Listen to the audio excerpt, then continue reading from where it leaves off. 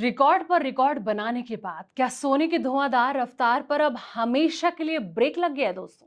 या फिर ये सुस्ती सिर्फ एक बड़ा तूफान आने से पहले की खामोशी है? जी हाँ, सराफा बाजार में इस वक्त हर कोई इसी असमंजस में है कि गोल्ड अब यहां से नीचे गिरेगा या फिर ये कोई नया रिकॉर्ड तोड़ेगा। लेकिन इसी बीच दुनिया के सबसे बड़े और दिग्गज इन्वेस्टमेंट बैंकों ने सोने के भविष्य को लेकर अपनी जो भविष्यवाणी है वो कर दी है।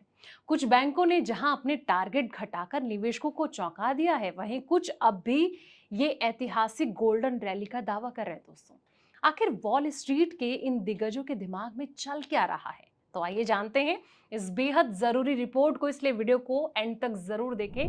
नमस्कार, मैं हूं आपके साथ संध्या बिष्ट और आप देख रहे हैं द इकोनॉमिक टाइम्स हिंदी। दोस्तों, ग्लोबल अर्थव्यवस्था में चल रही उथल पुथल के बीच सोना हमेशा से निवेशकों के लिए सबसे सेफ एसेट माना गया है। साल 2026 में गोल्ड की चाल कैसी रहेगी, इसे लेकर दुनिया के सबसे बड़े और प्रतिष्ठित इन्वेस्टमेंट बैंकों ने अपनी ताजा रिपोर्ट और भविष्यवाणियां जारी की हैं। अब इस समय जहां कुछ दिग्गज वित्तीय संस्थाएं सोने को लेकर बेहद बुलिश हैं, इसके नए रिकॉर्ड स्तर पर पहुंचने का दावा कर रहे हैं, वहीं कुछ बैंक्स ने मौजूदा बाजार परिस्थितियों को देखते हुए अपने जो टारगेट्स थे, यानी कि जो अनुमान थे, इसमें थोड़ी सावधानी बरतने की सलाह दी थी है। अब दुनिया के टॉप बैंकों ने साल 2026 के लिए गोल्ड की सालाना औसत दाम और अलग-अलग समय के लिए प्राइस टारगेट सेट कर दिए हैं। सोने के भविष्य को लेकर वैश्विक बाजार दो हिस्सों में बटा हुआ नजर आ रहा है।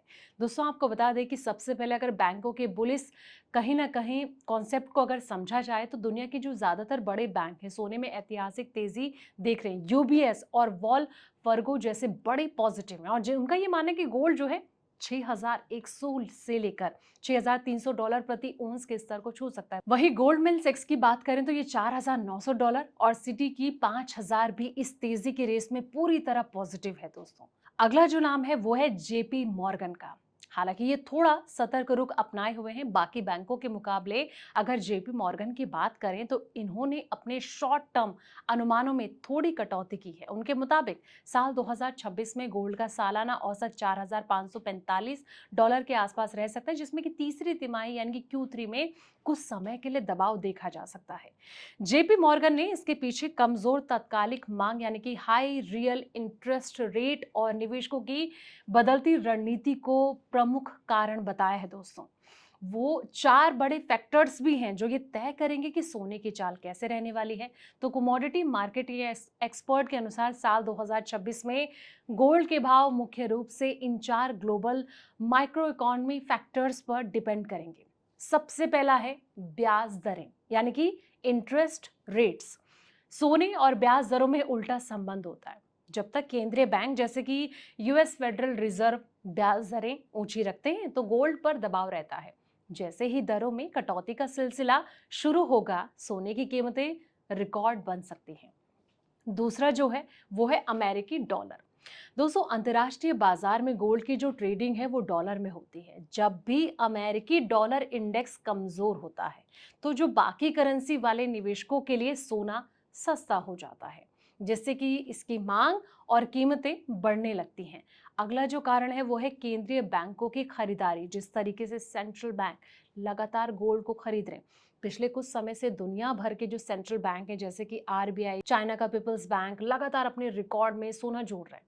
केंद्रीय बैंकों की ये जो मजबूत और निरंतर खरीदारी है सोने की कीमतों को एक ठोस सपोर्ट दे रही है दोस्तों। वहीं आपको बता दें कि ग्लोबल डिमांड और जियोपॉलिटिकल की अगर बात करें तो ये भी एक बड़ा फैक्टर है। दुनिया में कहीं भी भू राजनीतिक तनाव जैसे कि वॉर या फिर आर्थिक मंदी का डर बढ़ता है तो लोग सुरक्षित निवेश के रूप में सोने की तरफ भागने लगते हैं। इसके अलावा वैश्विक स्तर पर फिजिकल गोल्ड की जो मांग है वो भी दिशा तय करने में बड़ी भूमिका निभाएगी दोस्तों। तो ये तमाम फैक्टर्स से जिनसे कि गोल्ड की चाल डिसाइड होगी। अब आम निवेशकों के लिए क्या सलाह है, इसको भी जान लेते हैं। बाजार के जानकारों और फाइनेंशियल एक्सपर्ट कह रहे हैं कि सोने जैसी कमोडिटी में निवेश करते समय इन बातों का खास तौर पर ध्यान रखें। सबसे पहला है शॉर्ट टर्म शोर से बचें। किसी एक रिपोर्ट या फिर ब्रोकरेज के टारगेट को देखकर या फिर बाजार के रोज रोज के उतार चढ़ाव से डर कर जल्दबाजी में कोई फैसला नहीं लेना चाहिए। एसेट एलोकेशन बहुत ज़रूरी है। लंबे समय के निवेशकों को हमेशा अपने कुल पोर्टफोलियो का 10% से लेकर 15% जो हिस्सा है वो गोल्ड में रखना चाहिए।